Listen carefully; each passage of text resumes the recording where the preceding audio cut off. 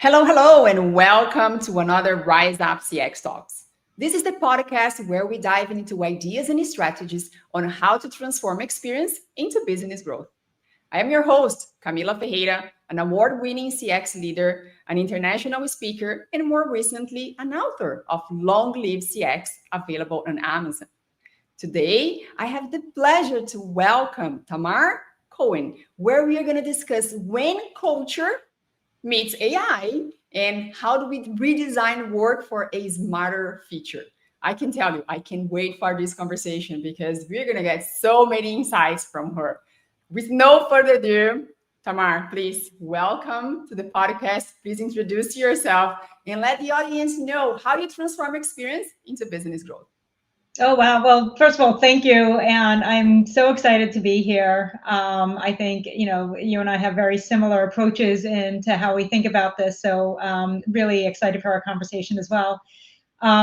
Just for introduction, as you said, Tamar Cohen, and I am the founder and the CEO of HaloEffect. We are a consultancy that really sits at that intersection of customer and employee experience. My background in general, really has focused on CX. So I've been in the seat as head of CX at a couple of different Fortune 500 organizations. And then I led an employee experience function and, really was able to see not only how they converge and how they really do need to support each other, but also where you need to kind of think of them separately. I think, it's very easy to kind of use these terms like, well, CX requires good EX. Yeah, and now what? How does that actually come together? So we really focus on the future of work, workplace strategies, and really how do we build that muscle internally so that we can deliver on the business goals and the customer experience outcomes that companies are looking for. Wow, amazing. Yes, as I said before, I'm pretty sure that this is going to be more than an episode. It's going to be a masterclass. And I want to invite you all that are watching us live. If you have comments, if you have questions, please send them away. I'm going to be tracking this live. But for us to kick things off, I have come up with a few questions for you, Tamar. Let's kind of start this game. Let's kick off this party. Let's go. For you is, why do most transformation initiatives fail to achieve sustainable change, even with the strong technology investments? Technology is this end state. That's always kind of the last thing. One of the things that I whenever somebody asks me about why transformations fail, I smile to myself because, especially, I don't want to call anyone out, but having worked for massive international, Fortune 500 organizations, I have seen billions of dollars, thrown at these massive transformations, and they fail to make a dent if they actually even launch at all. I actually witnessed one multi-million-dollar program absolutely get washed away. It was an absolute waste. And so why does that happen, right? So you can kind of start to see, some of the trends, and I still see it even today, right? So we're not even talking about things that happened, 10 years ago. The first thing is unclear goals, right? You sort of know that you want to do this thing today, right? But then as you're thinking and planning over the next few years, we need to remember that what's important and relevant and the way things work today is going to evolve. And so this this lack of flexibility to kind of understand that our needs will change, our goals will change, our organizational strategy will change. And it's okay as part of this transformational transition, which is very hard to say. We need that flexibility built in. And that's why, I think this movement towards, agile has really helped. But even companies that are agile centric, they still tend to kind of hold this, they call it a North Star, but very often it just sort of becomes a specific outcome. It's not really the strategic end state that we're trying to get to. So, having that flexibility, I think, is really, really clear, essential. The second thing is not enough marketing and communication internally. Very often these transformations tend to happen in conference rooms, on PowerPoints, and, working groups that, work together. And there really isn't much lead up or lead in to what is the change? Why is it happening? Who is it impacting? What are the actual changes that is going to impact you and your job? Um, again, I have been in the room and I have seen it happen where you've got your Gantt chart of all of the different things that are going to happen. And the release change management side, that line gets compressed and compressed and compressed. So when you're trying to borrow time, that's always, well, we'll just have managers teach their teams. Like, we won't do, like, we'll just do a train the trainer, right?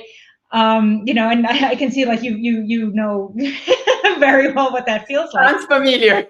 Yes, exactly. And so, it becomes, it actually ends up extending the timelines because people are confused. They don't do things well. They don't adopt it, or you get short-term adoption and it's not built into the systems. And that kind of goes to the third piece that I think leads to a lot of transformation failures. And that is honestly just employee readiness. And so instead of just kind of launching this thing right onto the team, bringing employees to the table, trusting their input, allowing them to even feel included, even if we're not actually taking that guidance and advice, really matters. But even more than that, doing a real deep dive, when you really understand the employee experience, and I know we're going to talk about that, but when you really understand employee experience, you can see when employees are exhausted. And so a major change might just absolutely frustrate them, cause some of them to leave. They might just shut down, this whole quiet quitting. If they are experiencing a lot of high turnover, you might have managers in place that aren't ready to really understand and sustain that change. Or you might actually have a lot of legacy people that, are afraid and don't want to make those changes. Well, what does that mean for me? And I don't, a lot of communication around change management when it does around transformations when it does happen tends to be, this is the change, this is what you need to do. It doesn't really get into, this is how your job is now going to evolve, and this is what we now expect from you. And then, by the way, I would say maybe like a bullet 3.5 to that is the processes don't often get updated in time. And so you might be measured and metriced in ways that the transformation didn't accommodate for.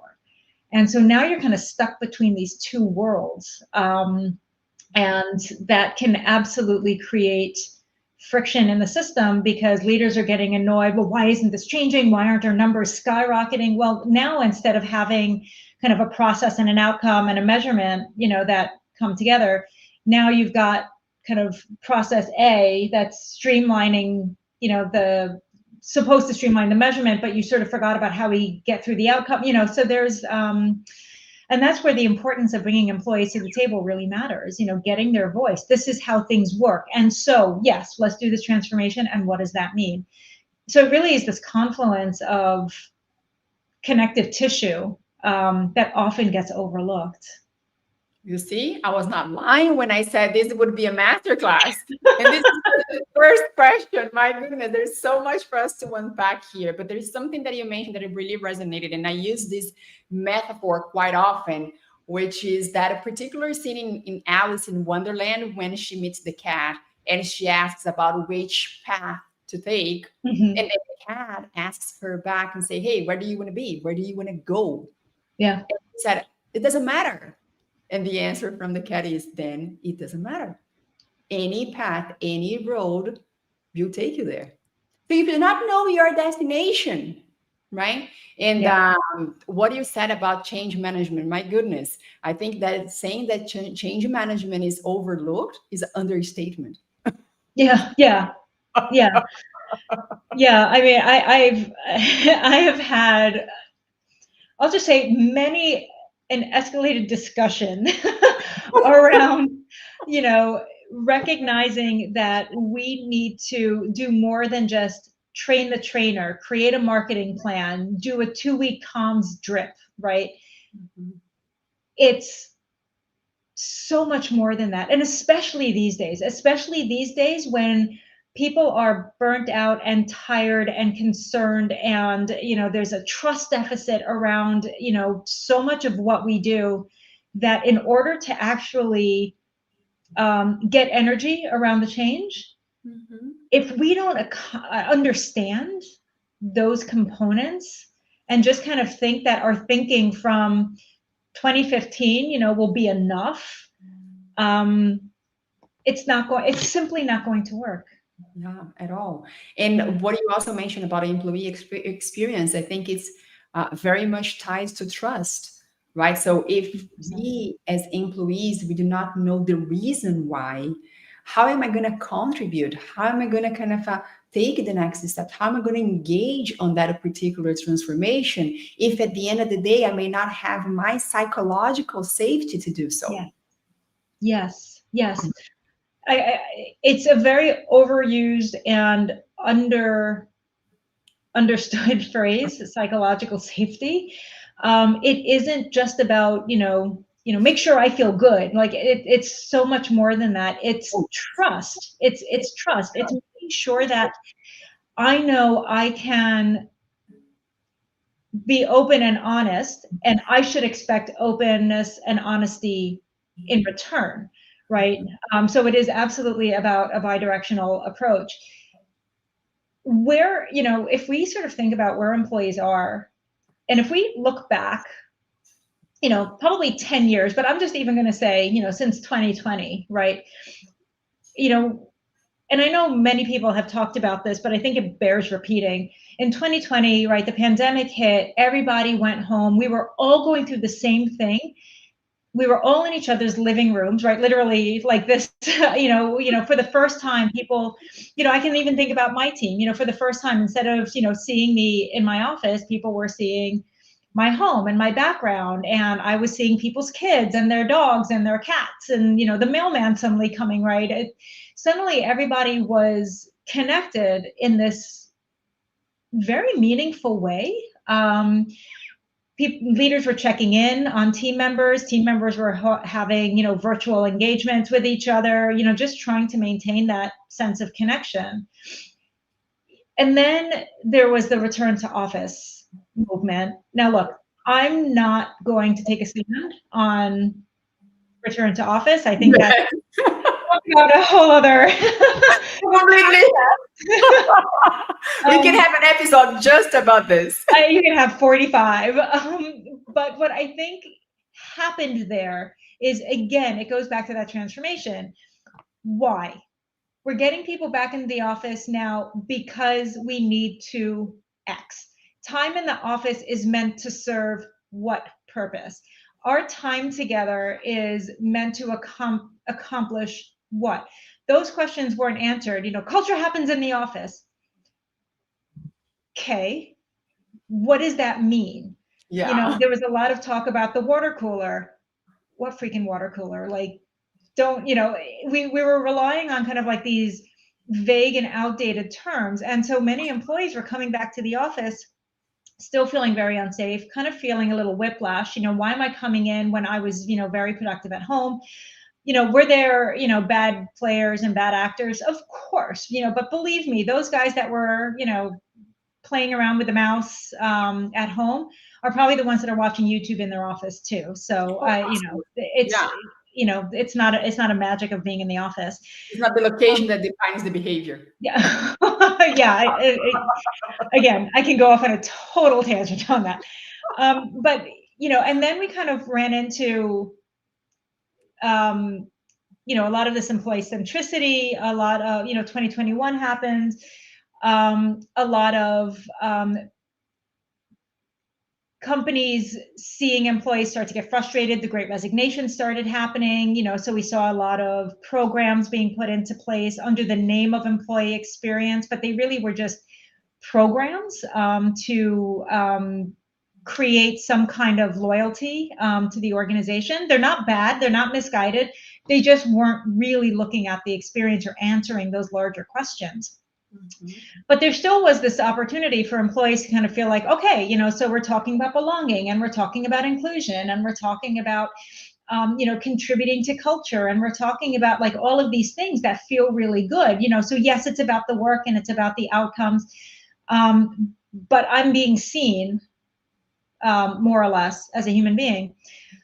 And my God, we have swung the other direction now over the last 2 years. Now that we are back in the office, and the supposed culture that we were going to create, well, people lied, right?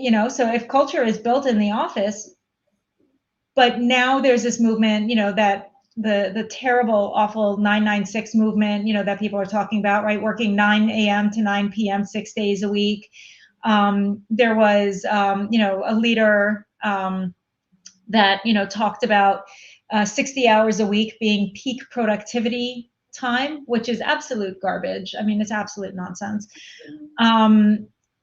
And the amount of layoffs that are happening, the toxicity that's entered a lot of the workplace, leaders are no longer engaging and communicating in the same way. There's distrust that my job will be secure. I'm seeing teams get laid off left, right, and center. And I'm scared, and I'm tired, and I don't know who to trust. The Edelman Trust Index, which it publishes every year in January, so I can't wait to see what they publish. You should come back here in January, February to talk about it. Exactly. But when they published in early 2025, there has been a steady decrease, and they've been tracking this for a while. They monitor 4 key areas. The first is media, government, NGOs, and then business. So trust in government has been going down for a while, and precipitously lately. I mean, and that's not a surprise. Same thing with media, right? Who do you trust? Who do you listen to? We can talk about echo chambers for days. But business was always pretty steady. And that's because it really becomes like the last major influence in our lives. We spend the most amount of time there. Most of our colleagues are there. It feeds us. It gives us healthcare, right? So all of the things. And so to see that 2025 was actually the first year of decline in that space was shocking. I cannot wait to see what January's report shows and where we are there. It also showed for the first time a lack of trust in leaders, like within businesses.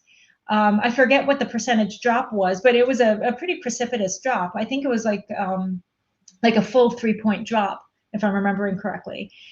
People don't know who to trust. They're exhausted. They're tired. And we're asking more of employees than ever before to accomplish goals that are also not terribly well communicated or structured. And yet we're expecting these massive, 10x returns. Like we got to take a breath here. Like and we cannot forget that trust and engagement go hand in hand. Right? Absolutely. So trust is dropping, most likely, or consequently, not most likely, consequently, That's engagement is dropping, which has a direct impact on business performance. That's absolutely the case. That is absolutely the case. Okay, but let's talk about AI, right? The heated topic of the moment, and the main subject of this episode is how do we create culture that meets AI? And my question to you is, what does it mean to build an AI-ready culture, and where should leaders start? Yeah. Well, I would say, first of all, see above, right? Rewind this and, start from where we started talking. Look, an AI-ready culture, again, it's like saying, are we digital ready? Are we internet ready, right? Like if we were having this conversation 5, 10, 20 years ago. It requires a couple of different muscles that are kind of innate in the organization. so once again, we need to ask the question, like, as we try to get AI enabled, and by the way, I'm a huge proponent of AI. I believe in it. I use it constantly. I am, educating myself. I've built my own GPTs. I'm totally here for it.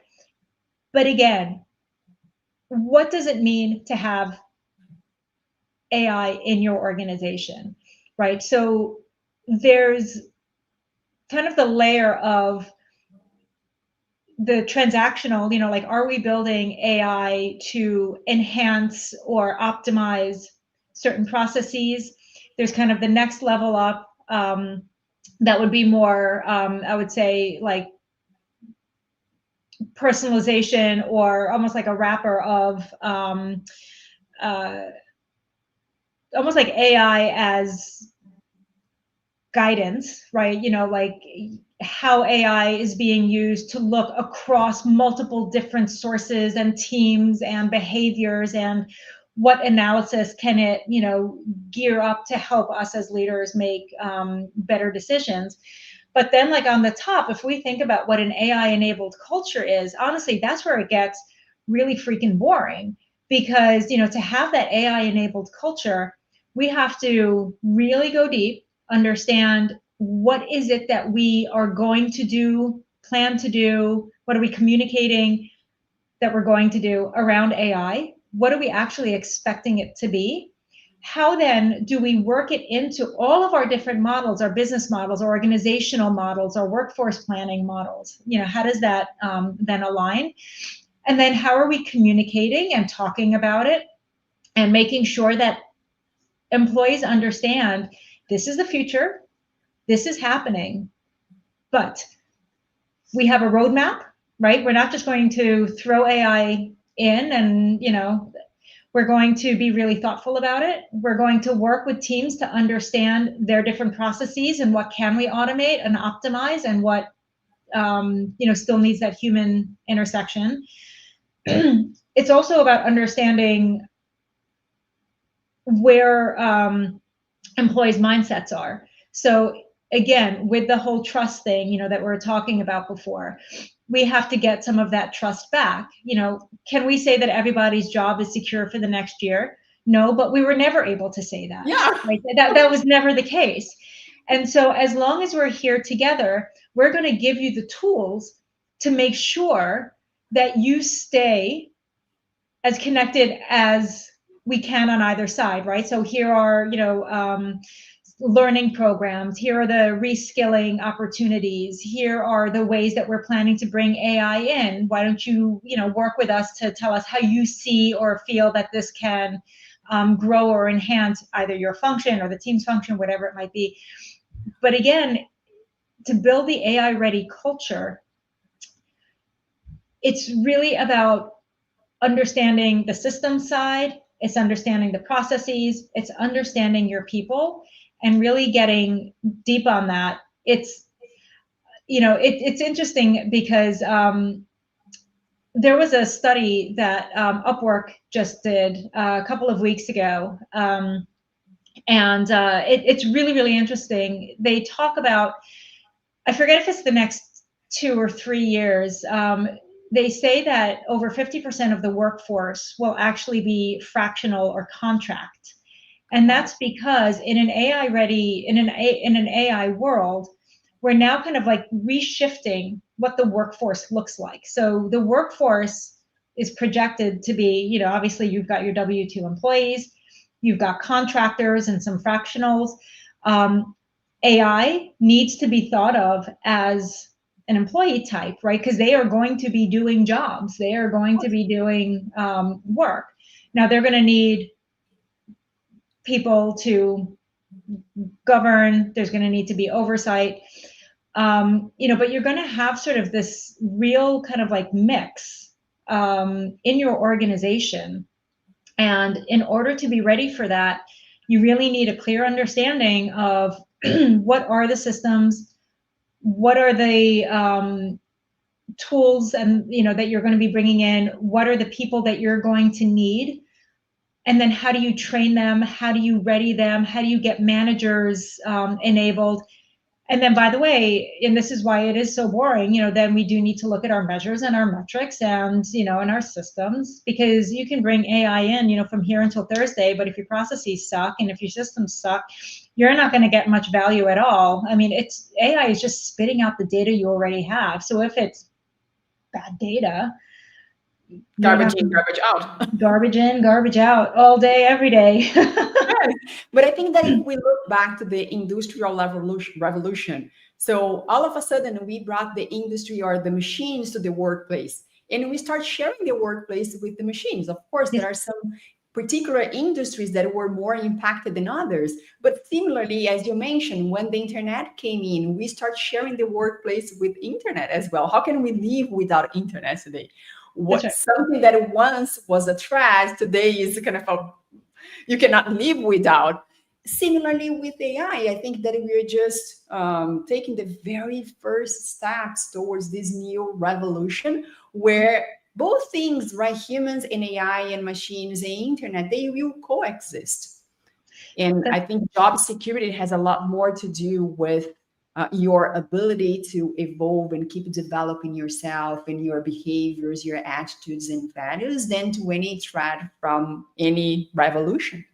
That's exactly right. That's exactly right. And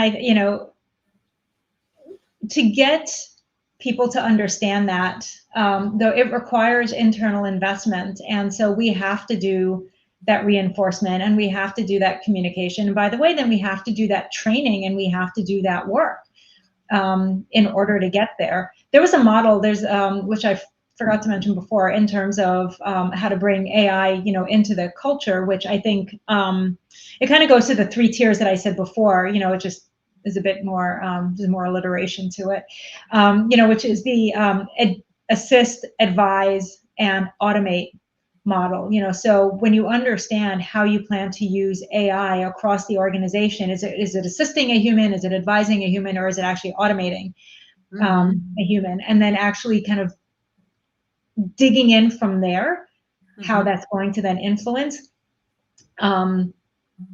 You're bringing people to the table. You're really getting a good understanding of how your organization works. And that, by the way, also helps reinforce the trust. Yeah. And at the end, I think that we, as leaders, we should foster this AI culture because there are new AI solutions coming up every day or every hour, if you will. Yeah, constant. Yeah. It's impossible to keep up with all the new AI solutions, but if you foster this culture that those things will coexist at the workplace, then it's kind of you are not the only one kind of driving the AI implementation, but you are also learning from your team, from your colleagues, what are the new things and how we can improve. And think of how much you learn just by doing My goodness, a one lot. thing. Yeah. Yeah. Okay, now let's kind of shift gears here a little bit. So let's talk about behavioral science. Okay. Love this topic. So how can behavioral science and people data, so sometimes we see them as opposite, help shape smarter organizations in your opinion? Yeah, so I think a lot of people are talking about behavioral science. I don't think many people are bringing it in. I'm starting to see a bit of an emergence of behavioral science in organizations, which is a plus, which is a good thing. Understanding people's behaviors really, it sounds very, I'm laughing to myself because I remember like when I told my mother, some of the work that I'm doing in employee experience, she said, "Oh, so do you go around and ask people if they're having a nice day today?" And I said, well, it's not like being a greeter, it's there's actual like work and science behind it.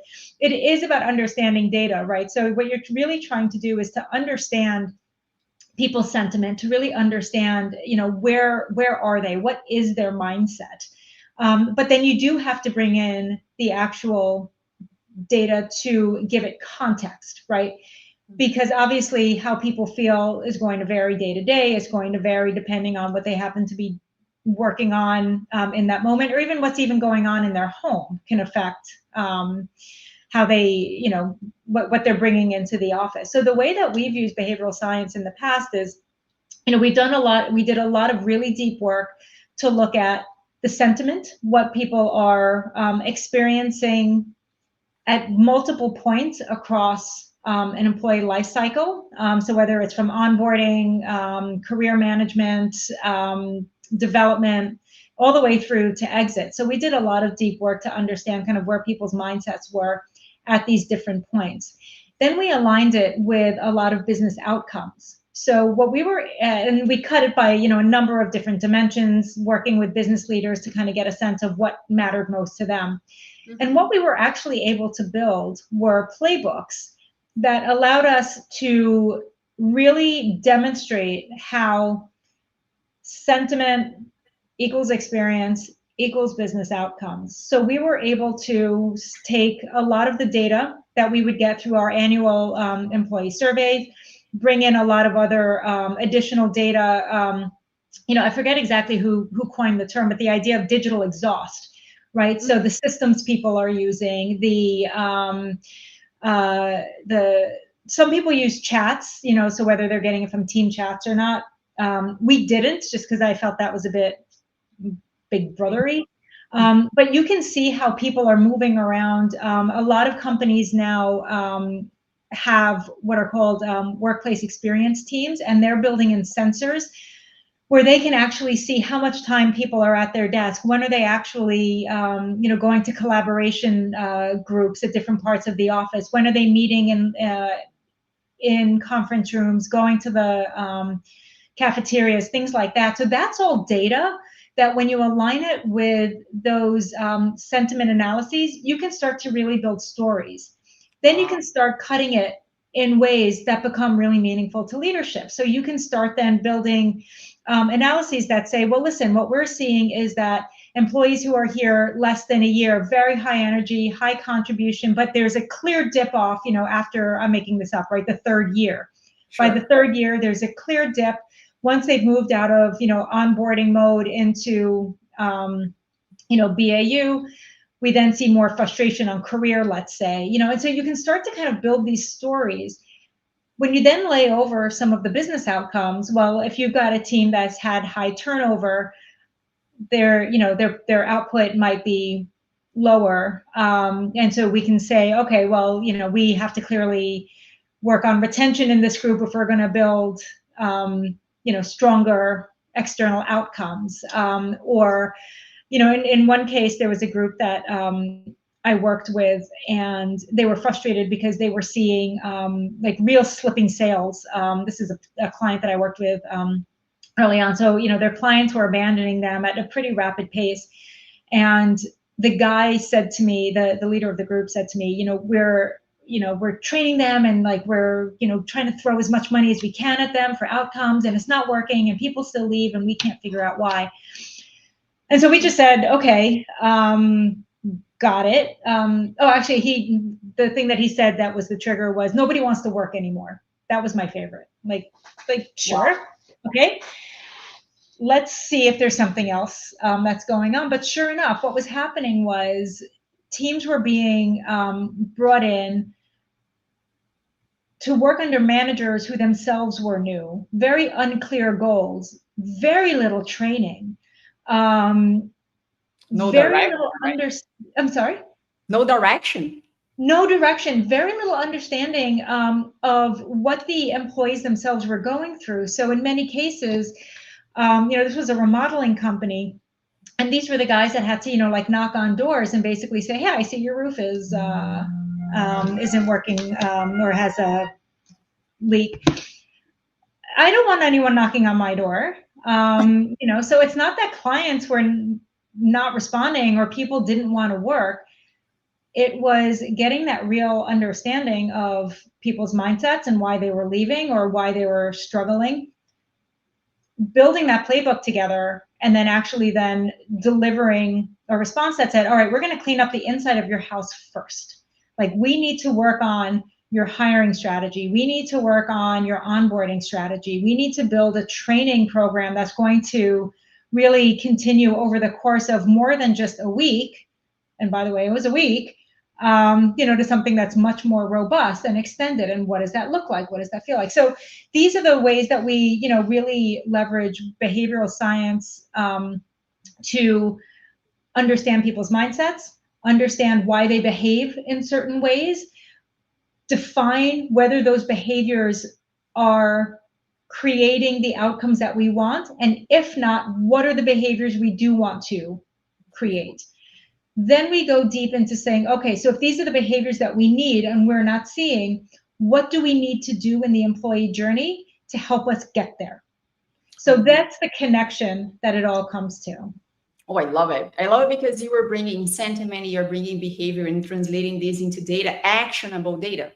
Correct. Right? So once you understand where you are and knowing where you want to be, your destination, you can take the right steps to get there. Amazing. Yeah. Okay, I have one final question here. I know that we're running out of time, but in the beginning, you said that your consulting company works in the intersection of CX and EX. So in your opinion, for us to wrap up this episode here, how do you see CX and EX mirroring each other or not? What is your opinion on that? Yeah. So this is where it becomes really interesting because, almost every CX leader, will tell you need good EX to create good CX. And it's true. It's absolutely right. Unfortunately, they don't know what that means or like how to do it or how it even comes together. And it's not a slight on anyone. It's just, when you have held both seats and you can really see where those differences are, I think that makes a real big difference. So the methods and the tools are very similar. So you're still doing your journeys, you're still doing your listening, you're still bringing the analysis, you're bringing customers to the table, you're bringing employees to the table. All of that functionally is the same. There is a difference, though, that needs to be remembered, that more often than not, your customer has an episodic relationship with you. They're coming in, they're buying something, they're dealing with something, they're getting support on something, but there's a transaction, and then they go about their day. There are very few companies that you are, enmeshed with from beginning to end. Employees, they're not episodic. It's more of a flow, right? I don't know about you, but I know for myself, from the moment I was waking up, I was checking my phone, I was on my emails, the commute, there is a experience that is much more robust when it comes to understanding the employee experience, much more complex. Yeah. Because by the way, the two of us, let's say, might be, onboarding on day one and starting a similar journey, but you might be coming in with 10 years more experience, maybe, a little bit more hesitation, and I'm young and energetic. And, so we're going to have very different experiences. And so when we talk about some of the other CX components, like segmentation, right? You need to do that segmentation for customers. Very often you've got thousands, hundreds of thousands, of customers, and you need that almost like anonymization and consolidation of data to be able to do the analysis. With employees, yes, you need to do that as well, but they can't be fixed, because I might be, in a particular segment now, but I stay at the company for 10 years. So just because I was in like the, segment, right, exactly, segment A before, my job, my career, my life has changed in a way. And so we need to kind of keep that flexibility. How you actually reward, right? So very often customers have reward loyalty programs, where you're incentivizing very often financially. With employees, to reward financially, I mean, yes, obviously, with comp and bonus and incentives for sales, I'm putting that to the side. I'm talking about, trying to reward behavior. You're going to always incent the wrong behavior if you're rewarding with money. Recognition and reinforcement is, a real big difference, that you need to think about. And just remembering the humanity, right? I think in CX, again, when you're dealing with thousands and thousands of consumers, everything is on dashboards and it's about ROI and, investments and all these other things. With employees, you have to keep that human connection. You have to keep those stories live. I know you do that with customers, but with employees, it's even more important, because these are the people that you're trying to actually build the company success on. You're trying to build that customer success. You cannot build a good customer experience program on the back of broken employees. I mean, you just can't. Never. Yeah. Never. I can't agree more with you. Oh my goodness. It was an absolutely delight to have you here and learn from you. As I said in the beginning, it is not an episode. This is definitely a master class. And I'm pretty sure that many people from the audience will kind of get the chance to connect with you. So share with us what is the best way to reach out to you and what are the projects that you have in flight as well. Yeah. Oh my God. Projects is a lot. So one of the things I'm very excited about is me and a dear colleague of mine, James Killian. We are publishing an article that's based on a white paper that actually talks about this, the future of work and work experience. We have a 5-pillar structure that we've built, to help organizations do a lot of what we've talked about here today. So that, definitely keep an eye out for that. That should come in the next few weeks. In terms of how to get in touch with me, my website is myhaloeffect.com, or find me on LinkedIn, linkedin.com/Tamar Cohen. That's always the best way to find me. I'm on LinkedIn all the time. Happy to chat with anyone about anything. So amazing. yeah. Wow. Wishing you all the best with your article. I'm pretty sure it's going to be as even more robust as this podcast and masterclass today. I'm curious to read the article as well. But from my end, thank you so much for taking the time, for coming here, for sharing all of this. And let's definitely stay in touch. Thank you so much. Thank you. See you all.